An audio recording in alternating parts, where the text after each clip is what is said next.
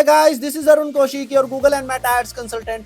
Guys देखो, Google ads पे अगर आपको लीड जनरेट करनी है, अच्छी सेल्स निकालनी है, तो उसके लिए सर्च नेटवर्क कैंपेन हो गए, शॉपिंग कैंपेन हो गए। बट अगर ब्रांडिंग करनी है, रीमार्केटिंग अच्छे ढंग से करनी है, तो उसमें जो रोल आता है वो आता है डिस्प्ले कैंपेन का।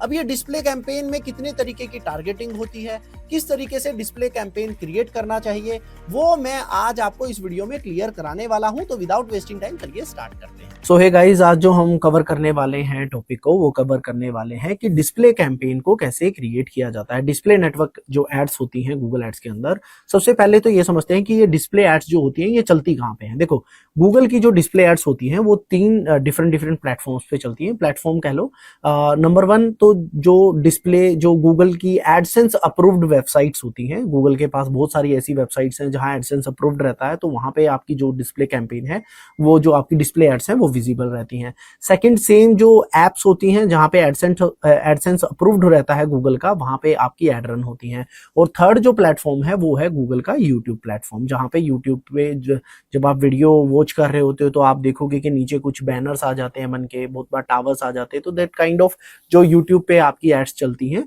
तो बेसिकली तीन प्लेटफॉर्म्स हो गए, आपकी एप्स हो गई, वेबसाइट्स हो गई एंड यूट्यूब हो गया। तो अभी जो हम कवर करेंगे कि ये डिस्प्ले कैंपेन क्रिएट कैसे करते हैं और इसमें कितने टाइप्स की टारगेटिंग होती है, ठीक है ना। तो सबसे पहले आपको करना क्या है, कैंपेन के अकाउंट के अंदर लॉगिन कर लेना है और न्यू कैंपेन पे आपको क्लिक कर देना है। न्यू कैंपेन पे क्लिक करने के बाद सबसे पहले गूगल आपसे ऑब्जेक्टिव चूज करने के लिए बोलता है, जो आपका ऑब्जेक्टिव है। अब मेरा जो ऑब्जेक्टिव रहने वाला है वो रहने वाला है लीड्स का। तो उसके बाद बहुत सारे जो ये मेरे जो मैंने बनाए हुए हैं गोल्स, कन्वर्जन जो सेटअप मैंने किए हुए हैं, ये सारे मैं यहाँ से हटा रहा हूँ। जो मेरा मेन कन्वर्जन है उसको ही मैं यहाँ पे रखूंगा।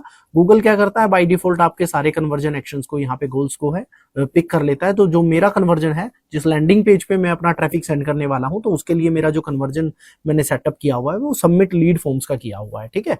तो यहाँ से आपको कंटिन्यू करना है और यहाँ पे आकर के आपको कैंपेन टाइप सिलेक्ट कर लेना है। तो आज हमारा जो टॉपिक है वो है डिस्प्ले कैंपेन का। तो डिस्प्ले कैंपेन जब आप सेटअप करोगे तो सबसे पहले गूगल आपसे जो है आपका यूआरएल पूछेगा। तो यूआरएल में आपको अपनी वेबसाइट का यूआरएल यहाँ पे एड ऑन कर देना है। एड ऑन करने के बाद आप यहाँ वेबसाइट का करिए, लैंडिंग पेज का करिए, नोट एन इशू। आप एड लेवल पे जाकर के हमेशा इसको चेंज कर सकते हो। यहाँ पे हम इसको नेमिंग कर देंगे। तो मैं नेमिंग जो है वो 01 से स्टार्ट कर रहा हूँ, सो दैट मेरे को पता चल सके। ये मैंने सिर्फ आप लोगों को बताने के लिए, सिखाने के लिए। बहुत बार रिसेंटली ऐसा हुआ है कि मैंने कैंपेन्स बना दी और भूल गया, बहुत बार ऐसा पैसा स्पेंड हो जाता है। तो यहाँ पे जो मैंने इसको रखा है टेस्ट 01 डिस्प्ले एड्स रखा है। इसको जैसे ही आप कंटिन्यू करोगे तो आपके पास लोकेशन का ऑप्शन आ जाएगा और लोकेशन आप अपने जो भी आपके जो निश है, जो भी आपका बिजनेस जो जहां सर्व करता है, वो लोकेशन आपने सिलेक्ट कर लेनी है। इसी के बाद देखो, गूगल इवन दो आपको रिकमेंडेड ये वाला ऑप्शन कर रहा है, बट आपको हमेशा ये सिलेक्ट करना है। मैंने प्रीवियस वीडियोस में आपको एक्सप्लेन किया हुआ है क्यों करना होता है, ये आपको कर लेना है। उसके बाद लैंग्वेज आप अपने अकॉर्डिंग सिलेक्ट कर सकते हो, लाइक हिंदी, जो भी आप, अगर आपके क्रिएटिव्स हिंदी में चल रहे हैं या आप हिंदी जो पर्सन है, स्पीकिंग जो ऑडियंस है उनको टारगेट करना चाह रहे हो, बंगाली, गुजराती, जो भी आप करना चाह रहे हो वो लैंग्वेज आप यहाँ पे सिलेक्ट कर सकते हो। ये यू पोलिटिकल एड्स है, ये आपको सिर्फ नो ही रखना है अगर आप इनको प्रमोट नहीं कर रहे हो। तो यहाँ पे देखो कुछ ऑप्शंस हैं जो आपके लिए इंपॉर्टेंट है। सबसे पहले तो एड शेड्यूलिंग अगर आपको एड ऑन करनी है, ये मैंने प्रीवियस वीडियो में कवर कराया हुआ है। तो इस वीडियो में अगर आपको एड शेड्यूलिंग एड ऑन करनी है तो आप एड शेड्यूलिंग एड ऑन कर सकते हो। डिवाइसेस आपको सिलेक्ट करनी है, लेट्स से अगर आपको सिर्फ और सिर्फ iOS पे रन करना है तो आप यहाँ से वो भी सिलेक्ट कर सकते हो। और सॉरी, डिवाइसेस में आप यहाँ पे सबसे पहले कंप्यूटर, मोबाइल और टैबलेट्स आ जाएगा और उसके बाद आप यहाँ पे ऑपरेटिंग सिस्टम जैसे iOS हो गया, एंड्रॉइड हो गया, वो भी सिलेक्ट कर सकते हो। तो मेरा जो है वो ओल्ड डिवाइसेस पे ही अभी रन रहेगा। तो उसके बाद जो मोर सेटिंग्स आती हैं, तो इसमें एक और जो सबसे इंपॉर्टेंट है, अगर आप ई कॉमर्स रन कर रहे हो तो डायनेमिक एड्स होती हैं आपकी। तो यहाँ पे डायनेमिक फीड्स होती हैं आपकी। तो यहाँ पे अगर आपका मर्चेंट सेंटर अकाउंट क्रिएटेड है और लिंक्ड है आपके गूगल एड्स अकाउंट के साथ, तो आप यहाँ पे अपनी फीड को सिलेक्ट कर सकते हो। काफी हेल्पफुल रहता है। आपके प्रोडक्ट्स जो हैं डिफरेंट एप्स और वेबसाइट्स पे प्रमोट होते हैं जो मर्चेंट सेंटर में डायरेक्टली क्रिएटेड है। काफी हेल्प आपको वहां से मिल जाती है। उसके बाद जो ऑप्शन आता है आपका, आता है कंटेंट एक्सक्लूजन का। अब ये कंटेंट एक्सक्लूजन है क्या? देखो गाइस, जिस तरीके का आपका निश है, अगर आप ब्रांडिंग कर रहे हो तो मैं आपको रिकमेंड करूंगा, जैसे लाइव स्ट्रीम वीडियोस को आप अगर रखना चाहो इसको ऑफ रखिए, ठीक है ना। और बिलो द फोल्ड अगर आप इसको रखना चाह रहे हो तो उसको ऑफ रखिए, ठीक है ना। ब्रांडिंग के टाइम पे आपको ज्यादा क्या है, ये ओपन रखना है। बट वहीं अगर आप जैसे ई कॉमर्स के लिए प्रमोट कर रहे हो, लीड जनरेशन के लिए प्रमोट कर रहे हो, तो जैसे सेक्सुअल सजेस्टिव हो गया, ठीक है ना, आपका सेंसिटिव एंड सोशल इश्यूज हो गए, तो इस तरीके की चीजों से आप यहाँ से हटा सकते हो। जैसे टीन्स के लिए अगर आप हटाना चाहो तो ये ऑप्शंस वो हैं जहां अगर आपने ये सिलेक्ट कर दिए तो इस तरीके की जो भी वेबसाइट्स हैं जहां पे कंटेंट है वो क्या करेगा, गूगल आपका एक्सक्लूड कर देगा, ठीक है ना। तो ये सेटिंग्स थी जो आपको डिस्प्ले कैंपेन क्रिएट करते टाइम ध्यान रखना है। उसके बाद हम आ जाते हैं नेक्स्ट पे। जैसे ही आप नेक्स्ट पे आते हो, आपको करना क्या है कि आपको यहाँ पे अपना जो है बजट सिलेक्ट कर लेना है। लेट्स से मैं इसका जो भी आपका बजट है according to the client requirement, according to your campaign, तो आप वो सिलेक्ट कर सकते हो। जैसे मैंने बजट यहाँ पे है वो 100 रुपीज अभी के लिए रखा है। यहाँ पे अब गाइज अगर मैं बात करता हूँ सीपीसी, जो आपकी बिडिंग स्ट्रेटेजीज हैं, तो यहाँ पे काफी बिड स्ट्रेटेजीज आती हैं। देखो, एक ऑप्शन जो डिस्प्ले में आपको मिलता है ना, पे फॉर कन्वर्जन का मिलता है, ठीक है ना, वो मैं आपको दिखाता हूँ। ये पे फॉर कन्वर्जन जब आती है, जब आपने एक अच्छा खासा रिसेंटली अपना जो अकाउंट है उसमें अच्छी खासी कन्वर्जन आपकी एक हिस्ट्री है, उसके बाद आप यहाँ पे ये कन्वर्जन वाला ऑप्शन सिलेक्ट कर सकते हो। और उसके बाद आप जो भी यहाँ पे सीपीए रखोगे तो गूगल जो आपको चार्ज करेगा वो सिर्फ और सिर्फ कन्वर्जन के लिए करेगा, ना कि क्लिक्स के लिए या इंप्रेशंस के लिए, ठीक है ना। तो आप ये ऑप्शन सिलेक्ट कर सकते हो। बट आज जो मैं आपको बताने वाला हूं इसमें मैं आपको सारी बिड स्ट्रेटेजीज यहाँ पे बता देता हूं।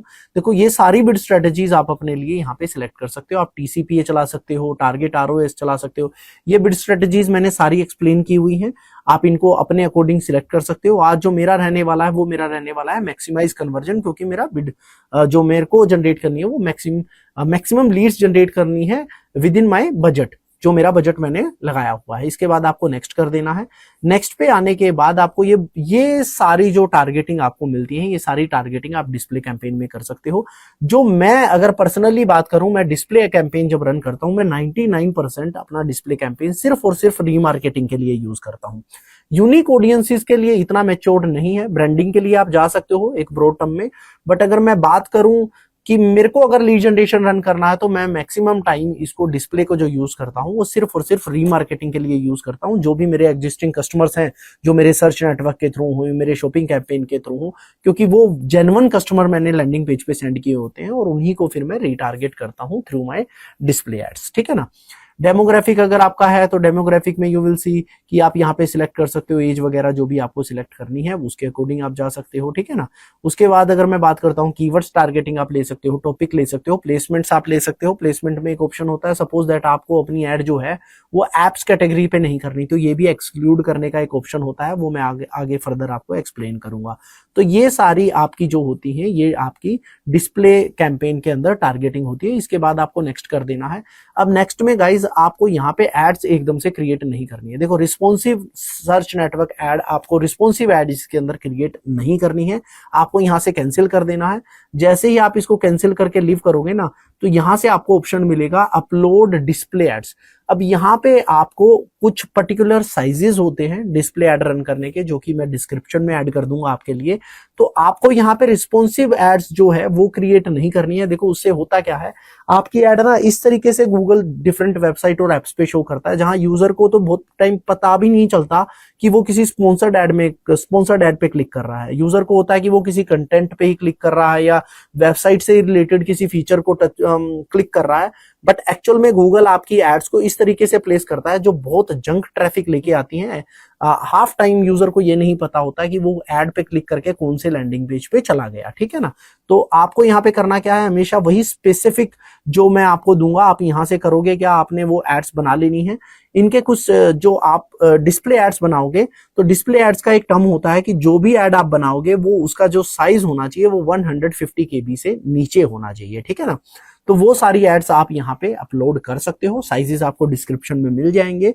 तो अगर आप इस तरीके से अपने डिस्प्ले कैंपेन को चलाते हो जो मैंने आपको बताया, तो डेफिनेटली आपके लिए ये एक अच्छा ब्रांडिंग के लिए, लीड जनरेशन के लिए, या फिर मैं कहूँ ई कॉमर्स के लिए, तो ये आपके लिए अच्छा हो सकता है। Thank you guys. So hey guys, I hope display campaign से रिलेटेड कितने टाइप्स की टारगेटिंग होती है या किस तरीके से आपको किन किन चीजों का आपको इसमें ध्यान रखना चाहिए, आपके सारे डाउट्स क्लियर हैं।